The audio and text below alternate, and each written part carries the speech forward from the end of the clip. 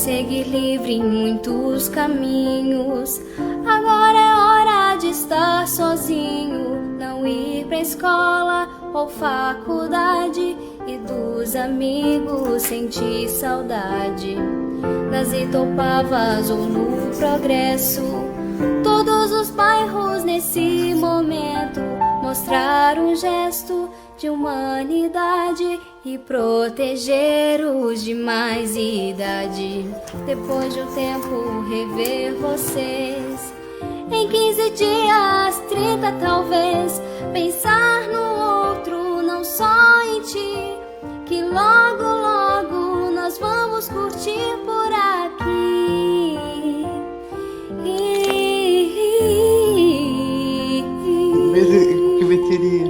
Beijo, cafeteria. Valeu, abraço.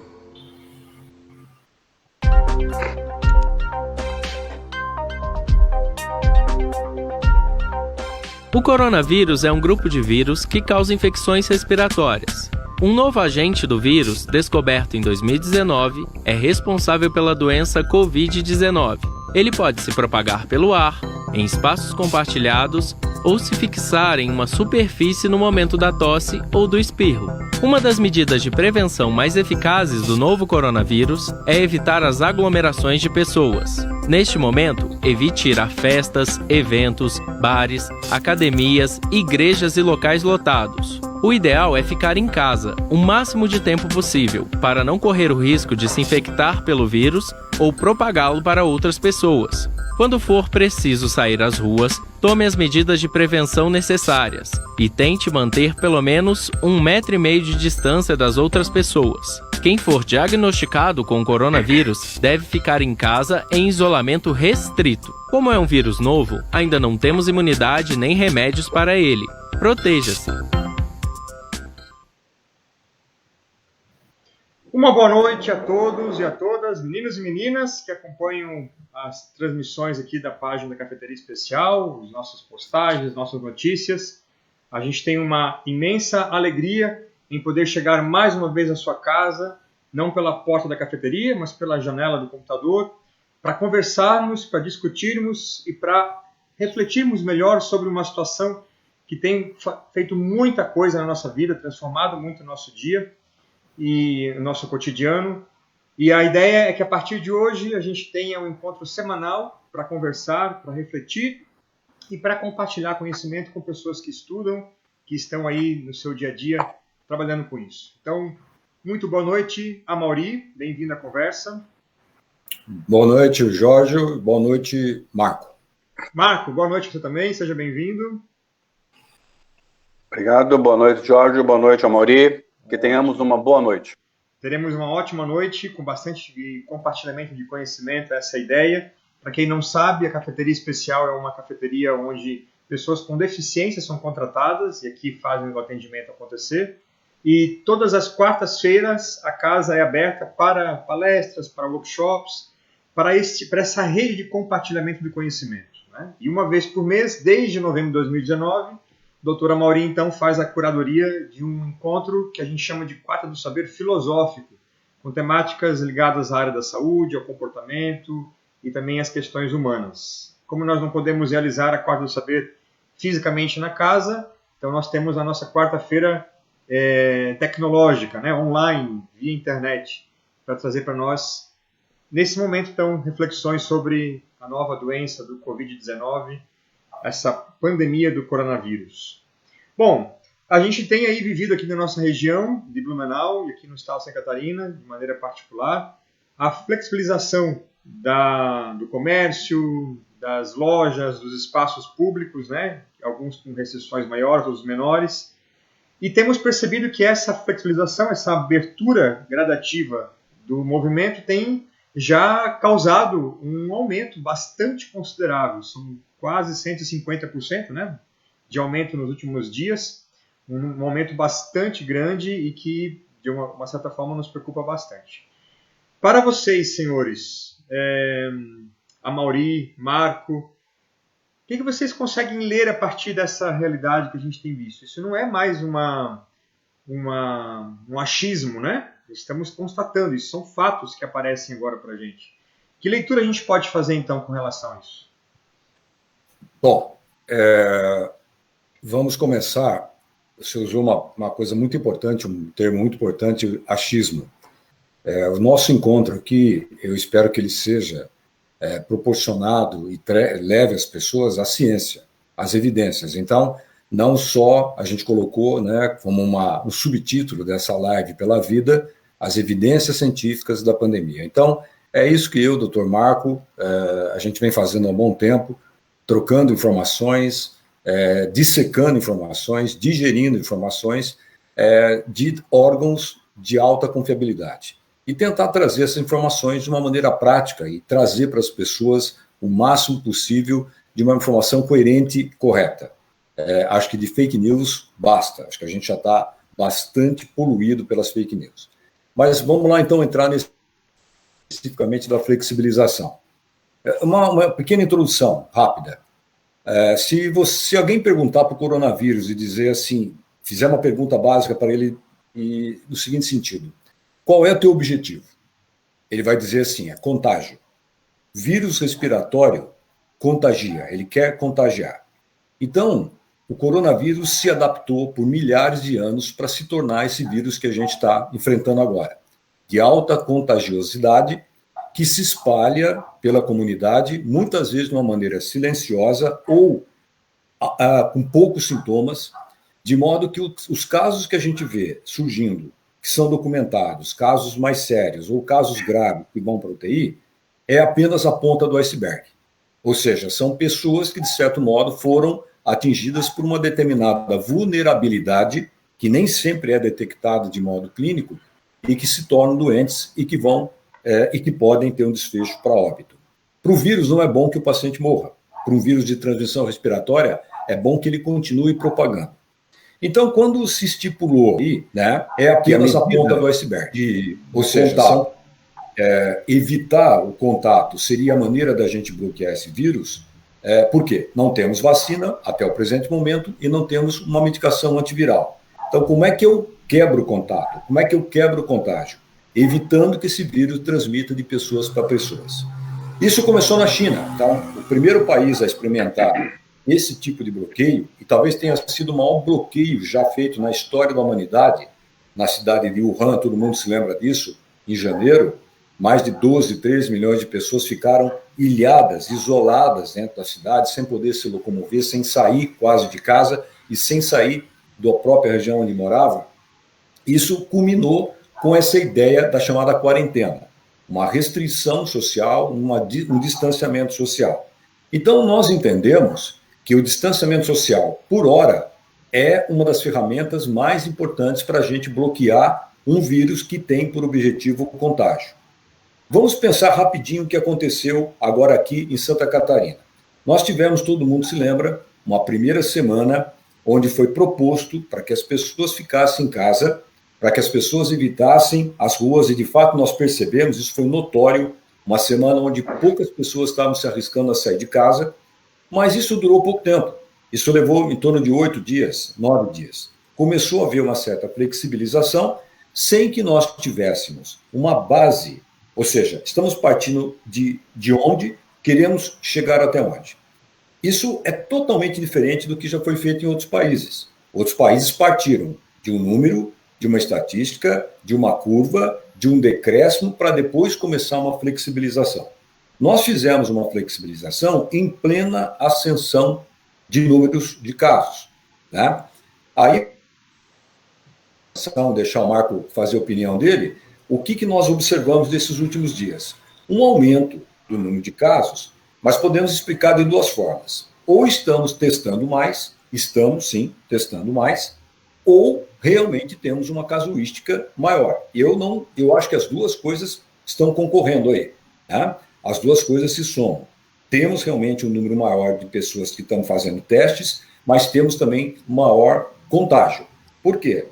Eu não digo nem flexibilizando, para mim é um relaxamento da posição de quarentena. Nós temos visto, e é notório, Blumenau se tornou notícia no Brasil, quem sabe até no mundo inteiro, com aquele aglomeramento de pessoas no shopping, na abertura do shopping Neumarkt, e também fotos que saíram por aí mostrando bares, locais onde as pessoas estavam sem máscara, as pessoas estavam ingerindo álcool, como se tivesse, assim, um belo dia de verão. Então, não acho que a gente possa falar em flexibilização, eu acho que é relaxamento mesmo, né? E talvez a gente, motivado até por um cansaço, por uma fadiga daquela primeira experiência que a gente teve de isolamento, esse relaxamento, sem dúvida alguma, que pode culminar com uma casuística preocupante, na minha opinião. Um comentário, Marcos?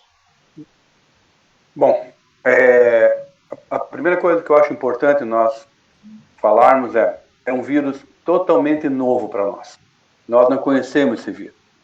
Então, nós tivemos 3 coronavírus que fizeram infecção no homem. Nós tivemos o SARS-CoV, mas ele ficou basicamente na China. Nós tivemos o MERS, que ficou basicamente no Oriente Médio. E nós não tivemos relato de SARS e nem de MERS no Brasil. Então, nós não conhecemos o coronavírus.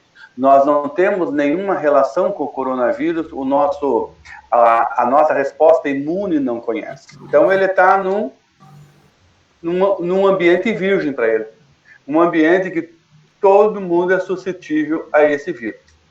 E eu concordo com o Dr. Amorim quando ele diz, nós fizemos um relaxamento. Por quê? Quando nós ficamos em casa, nós não vimos os números crescerem. Então, nós achamos que não tinha mais, tinha passado. Porque a prevenção, você não mede a prevenção. Você não tem como medir uma prevenção. O que você consegue saber? Eu sobrevivi ou eu não peguei a doença? Graças à prevenção. Mas você não consegue medir isso. Como seria se nós não tivéssemos feito isso? Nós não temos nenhuma metodologia para fazer. Agora, ele está aí. Nós somos muito suscetíveis a esse vírus, nós temos que conhecer ele, o dia a dia dele, desenvolvimento, nossa resposta imune, nossos resultados de exame, nosso relacionamento, nós temos que conhecer tudo desse vírus. Mas eu concordo com a Amorim que nós não devíamos ter feito esse relaxamento no momento. Bom, a gente escuta muito em que nível, né, a fala popular, que tem aparecido bastante. Talvez seja melhor a gente pegar esse vírus para se tornar imune a ele. Qual é a opinião de vocês, como profissionais da área, para um pensamento como esse? Realmente pode ser melhor a gente ter uma infestação do vírus de maneira genérica, para todo mundo ter a experiência de ter pego ele, e aí a partir disso não ter a imunidade? Ou diante desse desconhecido, falar isso é impossível ou a gente não tem outra maneira de pensar? O que é essa ideia de um vírus que deveria ser, então, mais espalhado para gerar mais imunidade? A gente pode estar falando sobre isso. Isso que você coloca é chamado herd immunity, ou imunidade de rebanho. Essa é uma teoria, veja bem, uma teoria de que numa determinada população, se você tiver entre 60% e 70% das pessoas que contraíram um vírus e criaram imunidade, veja que o Marco tocou muito bem nesse aspecto, né? Nós não sabemos até se quem pega realmente cria uma imunidade transitória, duradoura, ou até mesmo se cria algum tipo de imunidade.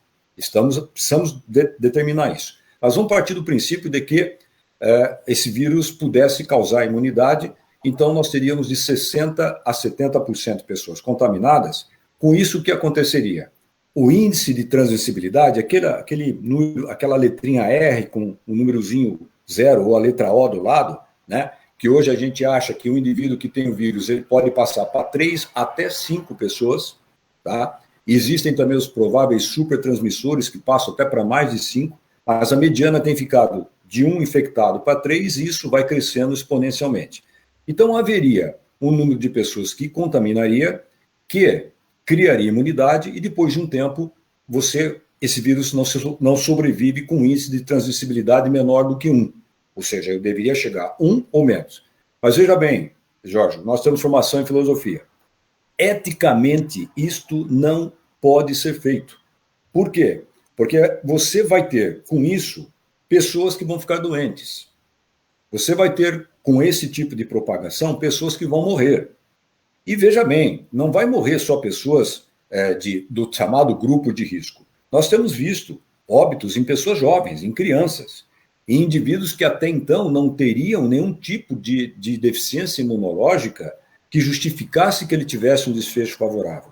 Eu tenho conversado com médicos do mundo inteiro, principalmente pessoal ligado ao estado e à cidade de Nova York, descrevendo casos que eles estão, assim, absolutamente estupefatos com a maneira como o coronavírus se mostra em algumas situações, não só com doença pulmonar, mas com doença cerebral, com doença hematológica, com doença renal, né? Nós estamos meio que tendentes a pensar que é só pulmão, e não é. O coronavírus, principalmente, vai ter um quadro pulmonar quando ele tem uma doença grave. Mas nós temos uma casuística enorme já de pessoas que não vão morrer de doença pulmonar, que vão ter problemas no cérebro, que vão ter AVC, que vão ter problemas renais. Então, essa herd immunity seria interessante se nós tivéssemos uma mortalidade infinitamente menor do que essa. Aí tudo bem, vamos então expor as pessoas, vamos criar uma imunidade de rebanho, vamos chegar aos 60%, 70%, talvez um pouco mais, e faríamos com isso um bloqueio desse índice de transmissibilidade. Então, não é ético, isso é uma conduta. Veja bem, nós somos humanistas. Eu e o Marco e você somos humanistas. Nós temos a visão do ser humano como prioridade. A gente colocar pessoas em risco, quem quer que seja, é um absurdo. Talvez o maior absurdo que eu vi durante esse tempo que a gente está lidando com essa pandemia. Eu discordo completamente dessa metodologia. Marcos, também discordo, Maurício. Eu também discordo. Agora, você imagina, vamos abrir as escolas, vamos colocar os nossos filhos na escola. Aí, domingo, reunimos a nossa casa. As minhas filhas as minhas filhas com estado gripal, os avós juntos, as tias mais velhas juntos, e eu sendo responsável porque os meus avós, os meus pais, as minhas tias mais velhas pegaram essa doença e estão numa UTI, ou estão passando mal, passando mal, porque assim, o Amaury pode até explicar, é uma doença que ela se arrasta, ela maltrata, ela dói, ela dá sintomas. Você não tem só uma semana de mal-estar, ela é uma doença arrastada. Eu concordo plenamente. Eu acho que o caminho não é esse, não é o sacrifício de um para sobreviver os outros. Eu acho que o caminho está errado. Perfeito. A Sigmar também perguntou isso, né? Se a infecção leva à imunidade. Acho que a resposta está bem dada, né? Nós não temos a resposta, e por não ter a resposta, por que então se colocar diante de um problema que pode ser pior ainda, né? Acho que nesse gancho é muito importante que você falou sobre a questão imunológica, porque isso vai bater num assunto que daqui a pouco a gente vai discutir, que é a questão de diagnóstico, né? E também eu já tenho conversado com muitas pessoas que estão fazendo o exame de PCR, que é o exame hoje que faz o diagnóstico que o indivíduo está infectado, né? Porque ele detecta o material genômico do vírus, e essas pessoas, a primeira coisa que elas falam comigo, doutor, quer dizer que agora eu estou livre disso. Ou seja, é mais ou menos o que a gente está ouvindo, o chamado passaporte da imunidade, né? Que alguns testes sorológicos, depois o doutor Marco, que tem toda a propriedade, vai falar, estão se propondo a fazer. Vamos saber se você já tem anticorpos, vamos saber se você entrou em contato com o vírus, né? Ou se você teve clínica, se você teve uma documentação que você foi contaminado, você estaria imune. Não podemos afirmar isso, de forma alguma. E veja bem, nós todos somos vetores na transmissão. Eu posso até estar imune do ponto de vista respiratório, mas eu posso tocar um ambiente, contaminar minha mão e contaminar uma outra pessoa, não só dessa da via respiratória, né? Mas das mãos contaminadas eu posso levar isso adiante. Então, as medidas que esses indivíduos vão tomar são as mesmas que nós todos estamos tomando, mesmo tendo tido a doença, mesmo tendo tido confirmação da infecção. Não estamos autorizados a liberar quem quer que seja com o chamado passaporte da imunidade. Só para engatar o que você falou, Amaury, a Estela perguntou para a gente se a doença do Covid pode variar de pessoa para pessoa. O que a gente tem de informação com isso agora? Quer falar, Marco? Não, pode falar, é clínica, pode, fica à vontade.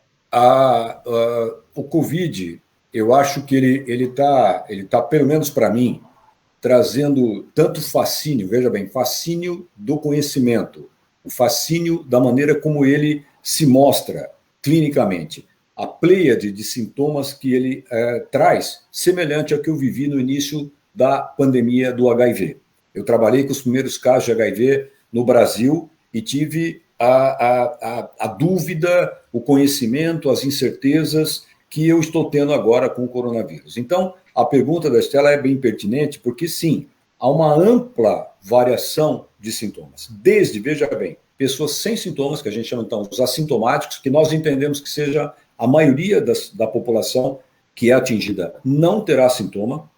Temos aqueles que estão com muitos pacientes que têm feito o diagnóstico, como eu falei anteriormente, que relatam assim para mim, olha, eu fui fazer o exame porque eu tinha uma dorzinha de garganta. Uma dor de garganta que nós mesmos, provavelmente, se não fosse esse momento, nós tomaríamos um anti-inflamatório, ficaríamos em casa, um gargarejo, aquele cuidado habitual, nem procuraríamos, talvez, um atendimento médico. E tenho pessoas que relatam febre, dores pelo corpo.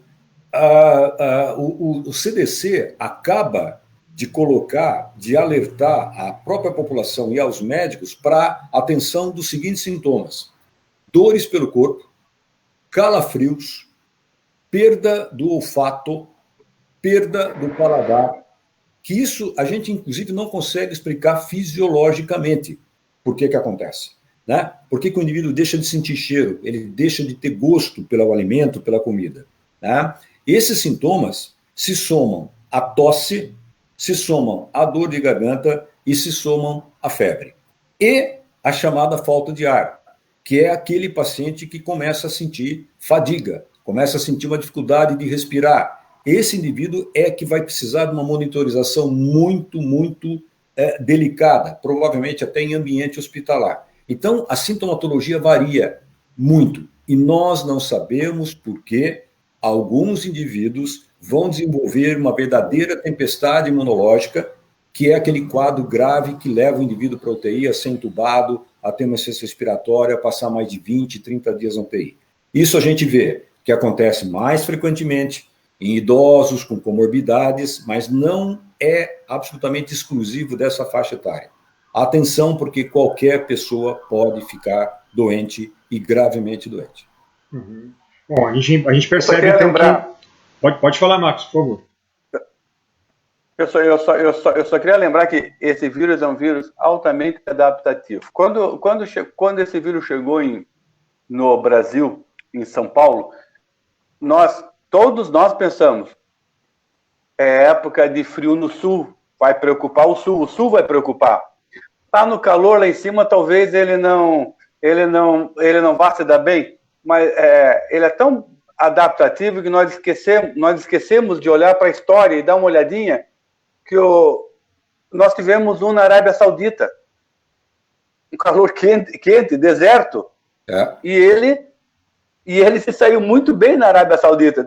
Vê como nós estamos aprendendo com esse vírus. Nós não tínhamos nem noção que ele ia se dar muito bem num país tropical como se deu, como está em Manaus, como está em Fortaleza. É impressionante o poder de adaptação desse vírus no meio ambiente. Era só um lembrete que E o Covid, Marco, lembrar também que as primeiras experiências que aconteceram foram asiáticas, né? China, Taiwan, depois Japão, Coreia do Sul, mas 2 países que têm clima quente, que é Singapura e a Tailândia, que foram países que tiveram um acometimento importante. A Tailândia, inclusive, tem um clima muito tropical, um clima úmido, e ele se propagou ali muito bem. Então, essa tese, foi muito oportuna a tua intervenção, essa tese de que o frio que é o problema, então aqui a gente estaria escapando. Veja, nós não tivemos nem frio ainda aqui, olha a casuística de São Paulo. São Paulo está calor, está vivendo tempos de verão, né? Então, excelente a tua intervenção, porque realmente ele se mostra com diversidade de facetas que a gente está aprendendo. Ele é adaptativo, extremamente adaptativo, muito mais esperto do que a gente pensa. Muito bem, só para resumir então, Estela, a gente entendeu, né, que sim, existe uma diferença de pessoa para pessoa, não só por causa do Covid, mas no mundo da biologia, né, no mundo dos vírus, isso é muito comum acontecer, né? Tem uma outra pergunta também, gente, da Giza. Está na hora de restringir novamente atividades, olhando para esse cenário que vocês até apontaram, né, de shopping cheios, de bares iniciando movimentação novamente? Está na hora de fechar novamente isso? Marco. Deixa eu só falar, fechar. Não. Está na hora de nós termos uma cultura. Nós temos que aprender a sair de casa. Nós temos que aprender os horários de sair de casa. Nós não podemos marcar encontro em barzinhos que permitem entrar 30%, mas nós sentamos 4 na mesma mesa. Então, são coisas de educação. Nós precisamos ser um povo educado. Se nós conseguirmos educar e seguir orientações, talvez a gente não precise fechar tão rigidamente como estão falando. Mas o que nós estamos notando nesse relaxamento, que nós não temos noção do perigo e nós não somos uma população educada para isso. Mauri? Vou um pouquinho além. Acaba de sair uma publicação, ainda não foi feita a revisão, mas ela é muito interessante, é feita por um matemático, epidemiologista, chamado Adam Kucharski, que ele fez um estudo baseado em dados britânicos, e ele mostra que o que funciona, né, no sentido de conter, como eu falei no início, não temos drogas e não temos vacinas. O que então funcionaria? Em cima dessa pergunta, da questão do lockdown, do fechamento, né? Voltar a uma quarentena com responsabilidade, como o Dr. Marco falou, ou seja, a gente voltar, veja bem, não é um lockdown, não é ficar trancado absolutamente dentro de casa, mas é ter responsabilidade de entender o quanto nós temos que manter ainda um distanciamento social. Isso é muito importante. Isso a gente meio que perdeu. A gente nem bem se acostumou a isso, houve já esse relaxamento. O segundo passo é, quando sair, estar devidamente preparado, usando luva, álcool gel, manter o distanciamento, mesmo se você encontrar um amigo, quem quer que seja. Os estabelecimentos que eventualmente estariam abertos teriam que estar muito bem adaptados e treinados para evitar o máximo possível aglomeramento de pessoas, disponibilidade de álcool gel, a higienização das mãos, se não tiver álcool gel, algum outro método de água e sabão mesmo, os funcionários usando máscara. Então, a proteção que a gente chama de individual. A terceira coisa é testar. Identificar pessoas que são sintomáticas e, a quarta, rastreamento dos contatos dessas pessoas. Quando você associa essas 4 medidas, o distanciamento, as medidas preventivas de proteção individual, a testagem e o rastreamento, você consegue chegar a 85% de efetividade. Uma medida só, ou seja, hoje, se a gente sair na rua achando que só usar máscara a gente está fazendo alguma coisa positiva, não vai chegar a 20% de proteção. Então, não podemos focar só numa medida. O Marco foi oportuno em dizer da importância que a gente tem que ter da educação. Mas nós temos que ter, além disso, um rastreamento, uma testagem, uma identificação precoce desses indivíduos que estão transmitindo. Com isso, nós conseguimos chegar ao controle. Se não fizermos isso, Jorge e Marco, não vamos diminuir a casuística. Vamos continuar tendo casos e vamos, tomara que não, mas podemos ter todo o risco de chegar ao sucateamento do serviço de saúde, a começar a ter óbitos aqui na cidade, a trazer para nós médicos aquele dilema, bom, quem vai para o respirador, quem não vai, né? Que muitos italianos, muitos espanhóis, franceses e agora americanos estão vivendo o dilema ético de quem vai morrer ou quem não vai morrer, né? É um drama, com certeza, mas é muito importante que as pessoas entendam que isso acontece. Esse é o lado ruim da doença e que a gente tem que tentar evitar, preservar a vida humana. Então, não esqueçam dessas 4 medidas. Sendo tomadas conjuntamente com uma boa responsabilidade, com um programa de rastreamento eficaz, a gente consegue vencer essa batalha. Fantástico. Eu só gostaria de pontuar até a fala que o próprio Marco trouxe para a gente e o Amorim agora reforçou. A gente tem que reconhecer também que fazemos parte de um país onde a educação ainda está aquém do que precisa ser, né?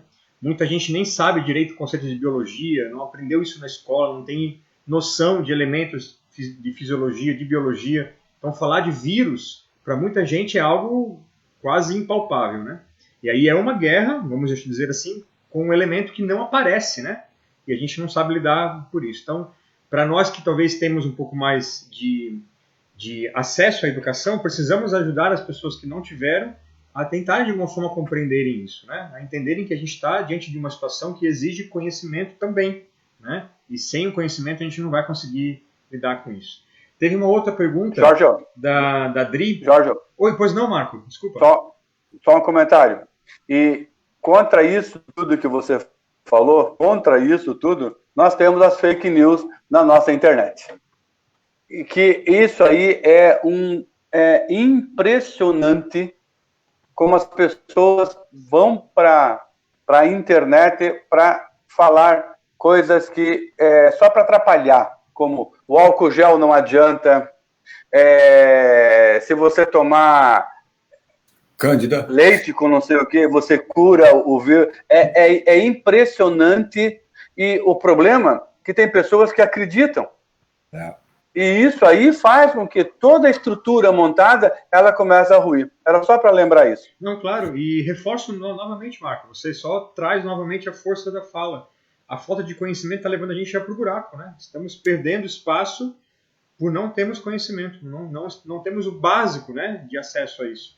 Olhar para a nossa história educacional, olhar para o que as nossas escolas ensinam, é uma tristeza a gente perceber que, quando eu falo o que as escolas ensinam, eu falo de um modo geral, né? Com certeza tem lugares que fazem diferença, que levam conhecimento para muita gente, mas também temos aí, de um modo geral, uma população com pouca informação, né?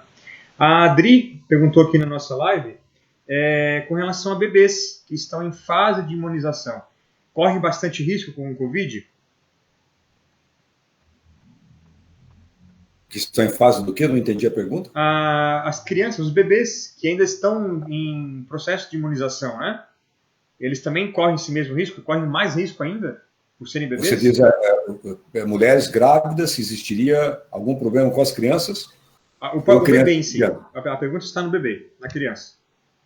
Olha, tem relatos de óbitos em crianças assim, latentes, né?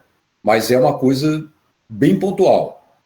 Aqui no Brasil, se não me engano, aconteceram dois óbitos. Uma criança que tinha um problema de base, uma cardiopatia congênita, que eu tenha conhecimento, e um outro caso, se eu não me engano, na cidade de São Paulo. Veja, o que a gente tem visto, diferentemente, por exemplo, do que a gente viu com a pandemia da influenza, né, em 2008 até 2010, nós temos visto que a população mais jovem ela tem sido poupada. Poupada no sentido de pouco desenvolvimento de sintoma. Mas nós acreditamos que essas pessoas mais jovens possam ser transmissoras. Por não terem sintoma, elas estão levando. O Marco falou muito bem a questão da abertura das escolas.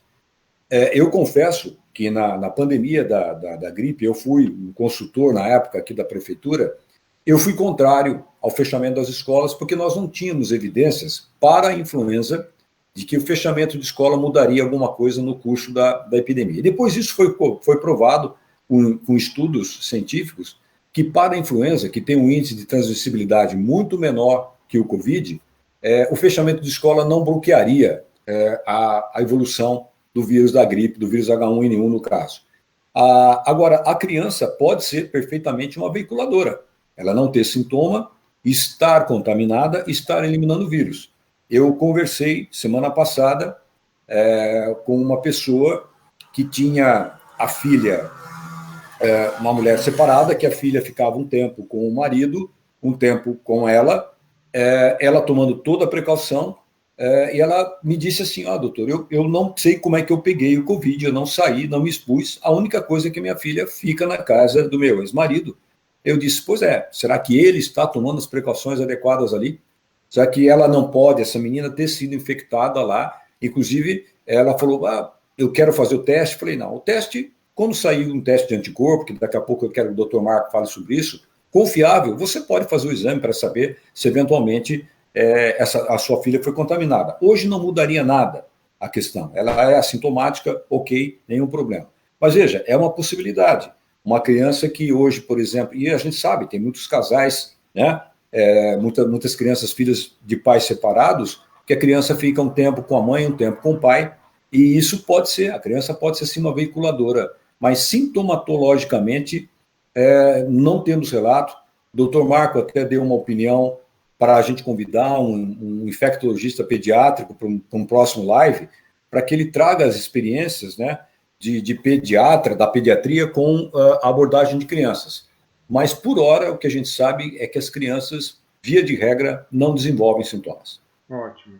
Dri, vamos deixar para uma próxima live, então, tá? O Amaury já anunciou que a gente vai ter a ideia de trazer alguém especializado na área da pediatria. Talvez seja uma resposta melhor. Antes de passar para você, Marco, especificamente, deixa eu fazer uma pergunta para os dois, de modo geral. Acho que é bem rápido de responder. Perguntaram sobre o uso de máscara de tecido. A máscara de tecido, ela realmente ajuda? Ela contribui para a prevenção? Pode responder, Marco. Bom, a máscara de tecido, logicamente que ela ajuda porque você diminui a quantidade de partículas virais que você vai na fala, você diminui a distância que ela vai, lógico que ela ajuda. Qualquer componente que você colocar, essa máscara é para pessoas que estão no ambulatorial, andando na cidade, não é para profissional da saúde, que é um pouquinho diferente do trabalho dentro de um hospital, de um laboratório. Sim, mas ela ajuda sim, com certeza. Pode completar, Mauri. Lembrar que o uso da máscara, eu acho que nós vamos, com o tempo, usar máscara como a gente usa cinto de segurança, sabe? Como a gente começou a usar cinto de segurança. A gente usa cinto de segurança não é só para nós, não.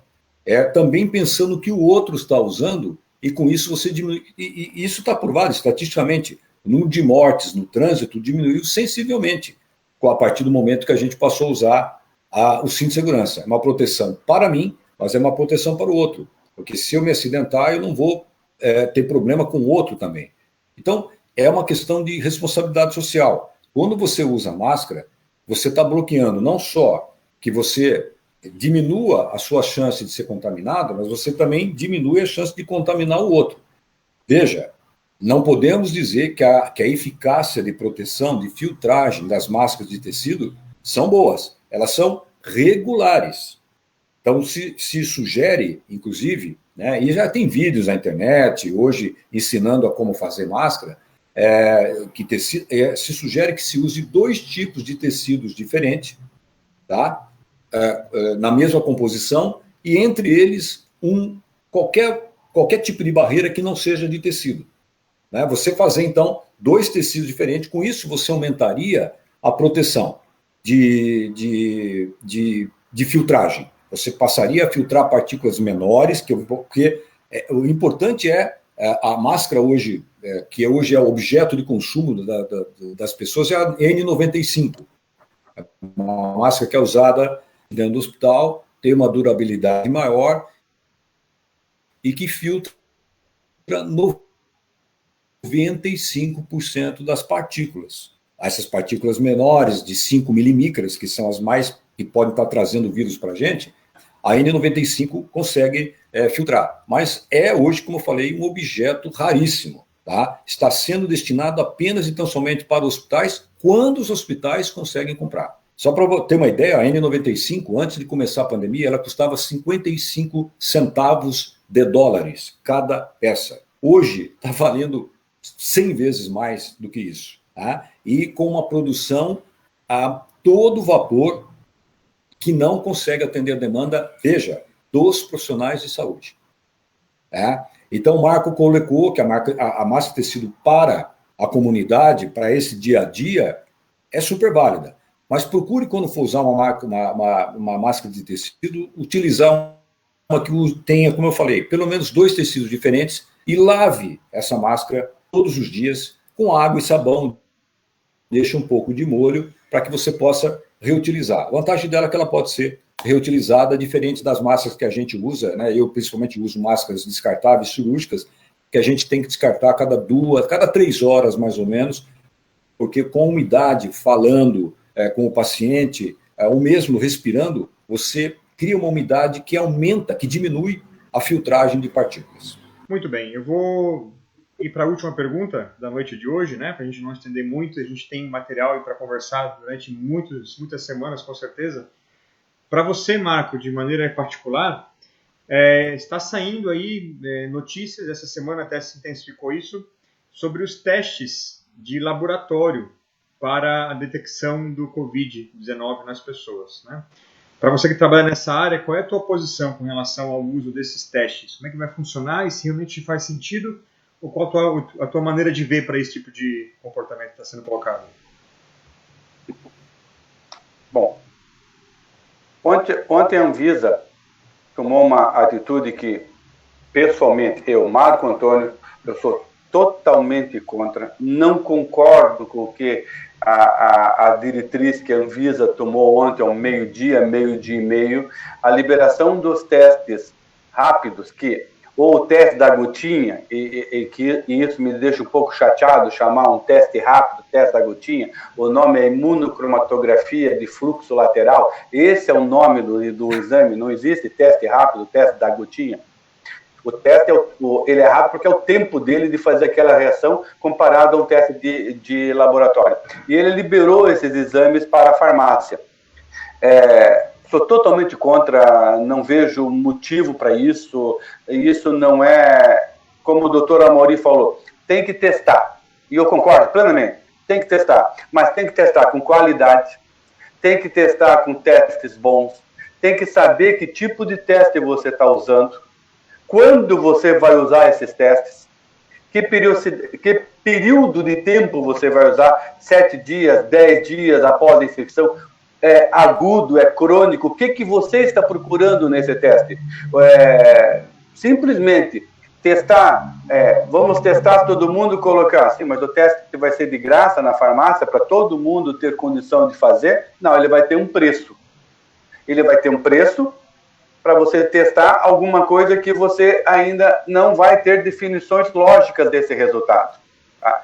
Então, existem testes para a fase aguda da doença, que é o teste padrão ouro, que é o PCR, tempo real, esse é o teste, e os sorológicos, aí que nós começamos a ter um problema, nos sorológicos.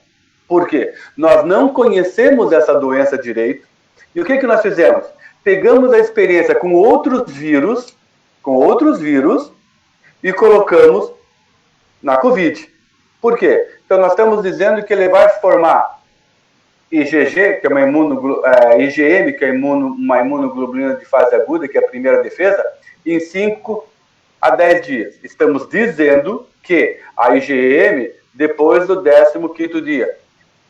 Trabalhos estão chegando agora da China, diz que lá o IgM começou a aparecer depois do 13º dia, depois do 15º dia. O IgG, para ter 100% de especificidade, começou a aparecer depois do 20º dia. Então, o que nós estamos fazendo é pegar a experiência com outros vírus e colocando a experiência no Covid. E parece que a história está um pouco diferente daquilo que nós conhecemos.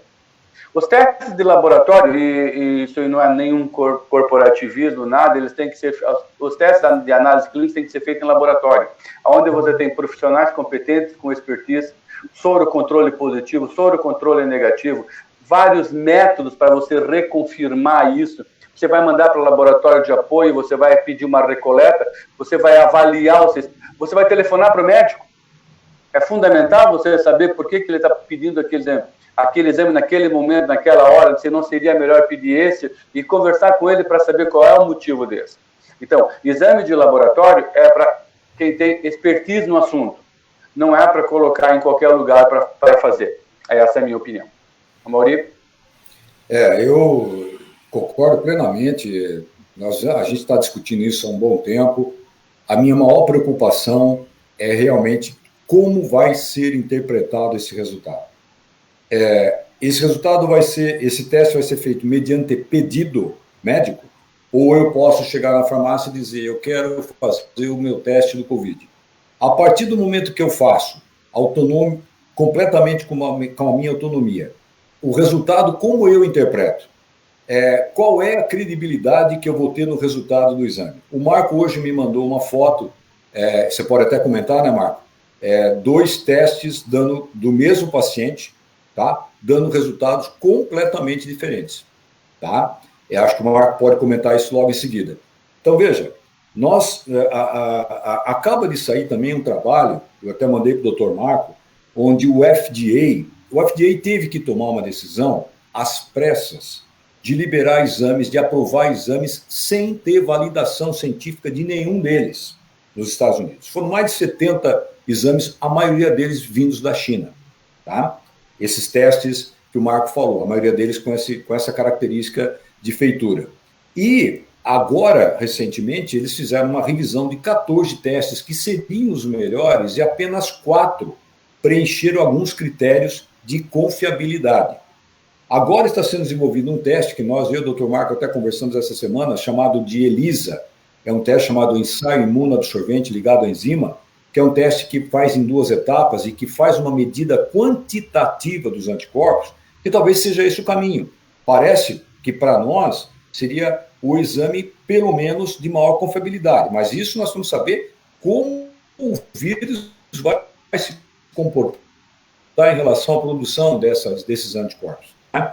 Então, não é pedir, não é fazer, é interpretar. Esse link é um link importantíssimo, que você tem o paciente, quem pede e quem faz o exame, no caso, o pessoal do laboratório. Não pode ter uma pessoa que seja, entre aspas, completamente alheia a esse processo, no caso, fazer um teste, como se faz um teste de gravidez na farmácia.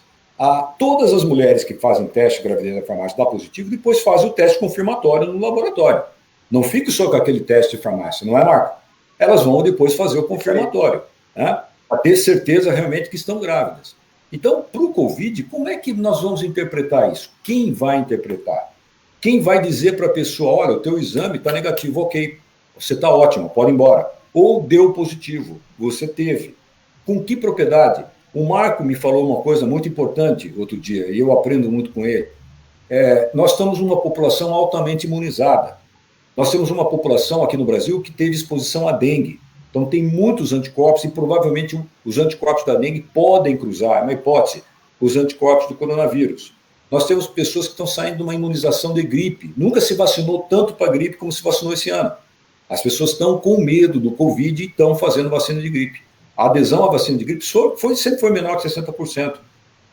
Nós vamos ter uma adesão muito grande até maio, que a vacinação vai até lá. Temos a vacina da febre amarela, que foi feita em boa parte das pessoas aqui. Tudo isso gera uma produção imunológica nas pessoas. Então, nós temos uma população com um pool de anticorpos provavelmente bem ativos. Isso pode inferir nos resultados falsos positivos desse tipo de exame. Então, é uma temeridade, ressalto aqui, uma temeridade que esse teste seja colocado à disposição pública sem ter uma validação e, principalmente, sem ter uma metodologia de interpretação adequada.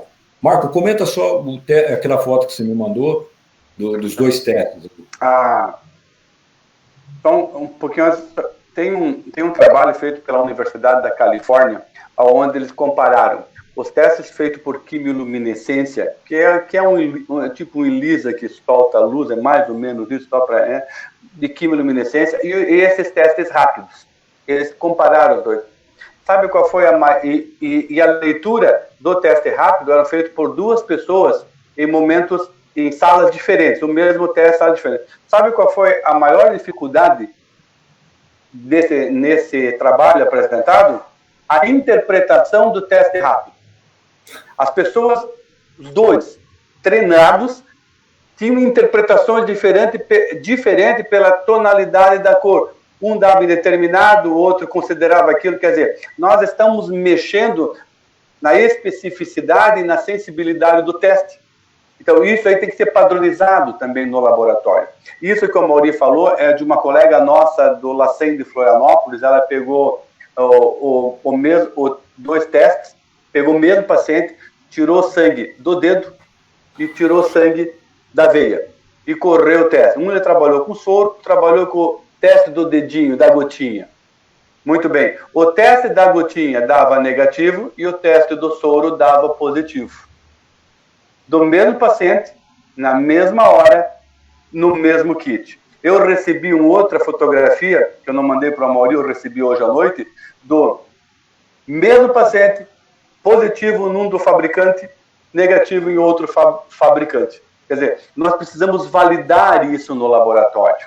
Então, este momento é o momento de validar. E o que o Amaury falou das vacinações, eu acho muito importante nós ressaltarmos isso, porque quando você vacina uma pessoa, você força uma resposta imunológica muito forte. E muito forte. E aí tem pessoas que têm febre, tem sintomas de gripe, tem dor de cabeça. Essa é uma reação do organismo na produção de anticorpos. Muito bem. Só que quando os anticorpos estão muito altos, se eu fizer o teste dessas pessoas, olha, com quase grande certeza, elas vão dar positivo. Porque é com tanto anticorpo que a reação anti-anticorpo não vai conseguir ser tão específica como ela é. Então, ela vai dar falso positivo. Isso aí, nós aprendemos com HIV. HIV, se você tomar a vacina da gripe e você fizer logo em seguida HIV, o teu HIV tem uma grande chance de dar positivo. Falso positivo. Por quê? Porque você tem um anticorpo e ele tem uma reação inespecífica. Olha só, nós aprendemos com HIV. E isto, se você pegar, teve uma força-tarefa da Sociedade Brasileira de Infectologia, da Sociedade Brasileira de Terapia Intensiva, que ele descreve isso e diz assim, dengue, vacina do HN1 pode dar falsos positivos. E o problema, quando você dá um exame falso positivo ou falso negativo, as pessoas têm que entender que não é um exame, você interfere na vida das pessoas, ou você coloca ela de quarentena, 15 dias, fechada dentro de casa, ou, se for negativo, parece, como o Amaury falou, se dá um passaporte que ela já pode sair para qualquer lugar. Você interfere diretamente, esse tipo de resultado hoje, do Covid, ele interfere diretamente na relação das pessoas, dentro da sua casa, do seu trabalho. Eu sou muitíssimo a favor de testar. Mas volto a dizer, com qualidade, com testes que conheçam, falar para o paciente do risco de positivo, negativo, falso positivo, falso negativo, explicar para ele o que é especificidade e sensibilidade. Você pode ter mais falsos positivos, menos falsos negativos, o que é um teste real, é explicar para esse paciente a natureza do teste que ele está fazendo, explicar isso para ele, entende? Se fizer agora, vai ter grande chance de dar negativo, se fizer daqui 15 dias, pode dar positivo. Explicar, condicionar o exame cientificamente para ser feito. Não apenas fazer, mas nós temos que ter o bom senso de esclarecer isso para a população. A gente queria fazer só meia hora de live, né? A gente que vai muito longe. Já temos uma hora de transmissão. Só coroar essa fala do Marco para terminar. Pois não, Mário. Sumariamente, hoje, esse tipo de teste é quase que um cara ou coroa. Tá? Muito próximo de um cara ou coroa. Então, é um risco enorme que eu acho que a gente pode multiplicar com a nossa live de hoje, com as pessoas que estão vindo, que discutam, conversem sobre isso. Cuidado com esse tipo de exame. Não dá para a gente colocar, no presente momento, uma credibilidade e procure o médico, procure quem entende, procure o laboratório. Ali é o local para se fazer exame, e não fora desse tipo de ambiente.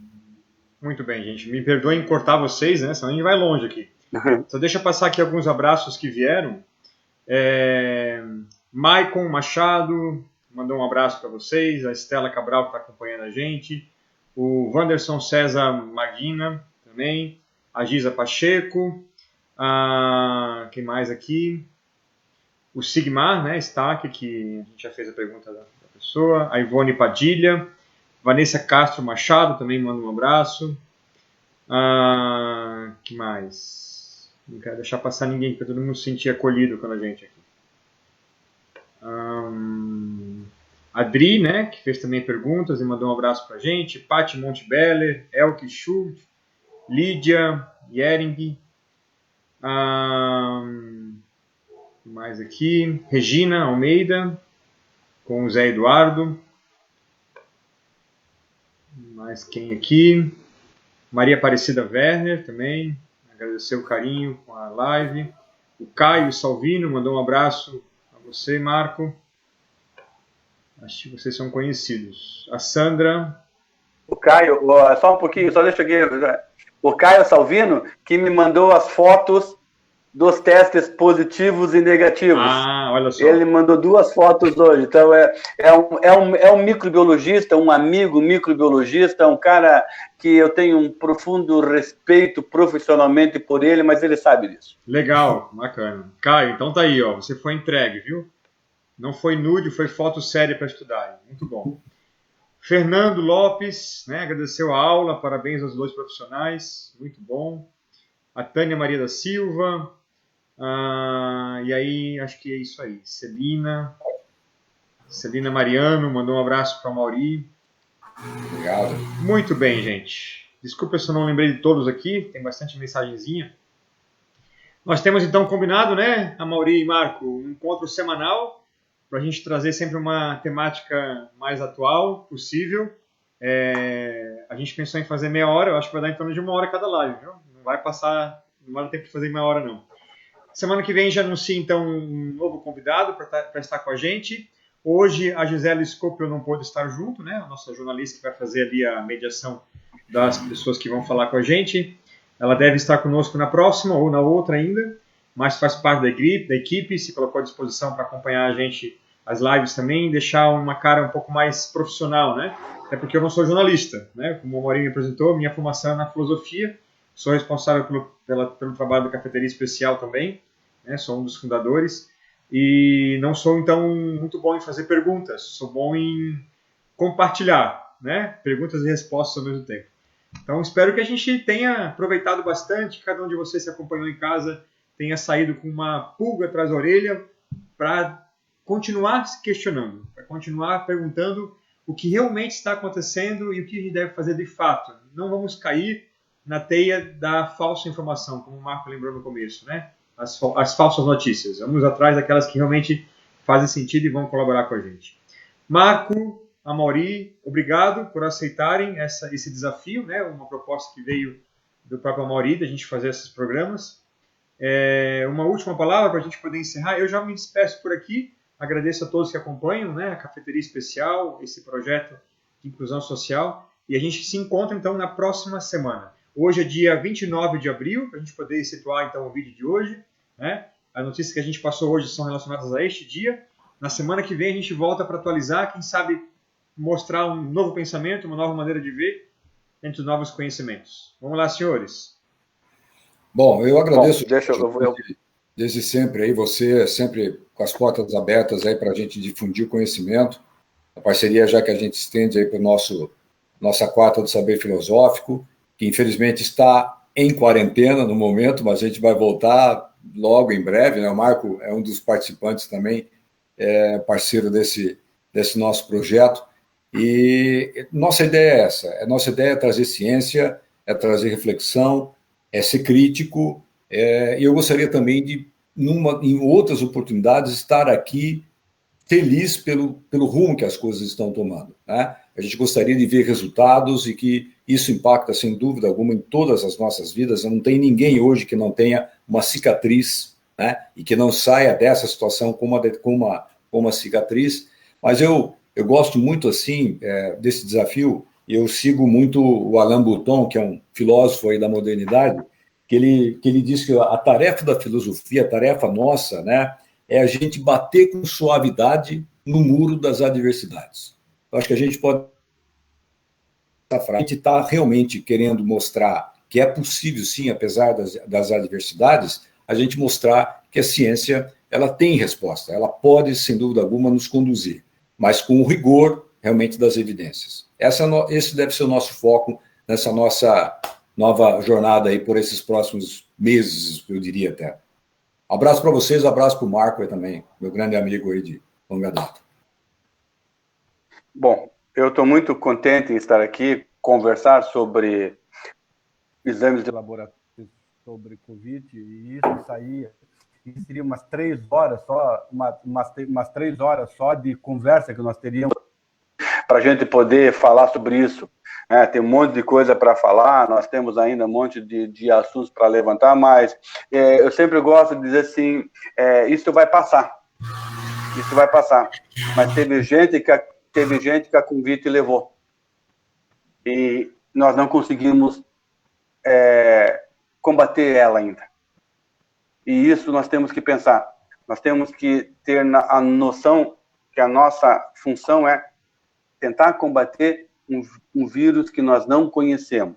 E só existe uma maneira de fazer isso, é estudando, é pesquisando, é vendo aonde os outros erraram. Um dia eu falei para o Mauri, no bate-papo, assim, daqui a 5 anos nós vamos olhar para trás e dizer assim, aonde nós erramos. Por que é tão importante nós sabermos isso? Porque nós vamos ter outras pandemias, pode ter certeza disso, vem outras. E nós temos que saber aonde nós erramos nessa para não errar nas outras. Então, desejo um bom final de semana, desejo agradecer a oportunidade com vocês, um abraço a Mauri, nós vamos ainda conversar muito, somos bons amigos, obrigado, Jorge, pela oportunidade e boa noite a todos, bom descanso. Então, tá bom, boa noite, mais uma vez, muito obrigado, Reforço aqui uma mensagem. A Cafeteria Especial permanece com as portas fechadas. Estamos aí estudando e pesquisando qual será o momento para a gente poder reabrir. Não temos essa resposta ainda. Acreditamos que a responsabilidade é muito mais importante do que o retorno financeiro. Passamos dificuldades com esse momento. Claro, a crise bateu com a gente também. Não é tão simples assim tomar essa decisão. Mas acreditamos que muito mais importante do que ter dinheiro no caixa é ter a vida para que o dinheiro possa vir depois. Então, é para isso que a gente está lutando e o tempo todo escolhendo diante da nossa decisão. Então, estamos com portas fechadas. A cafeteria atende exclusivamente por delivery, via telefone ou via aplicativo iFood. É ali que você encontra formas de estar conosco. Uma boa noite, um ótimo resto de semana. A gente continua, então, sempre nas quartas-feiras, ao vivo, 7h30 da noite, aqui pelo Facebook da Cafeteria Especial. Boa noite a todos e muito obrigado. Valeu, boa noite.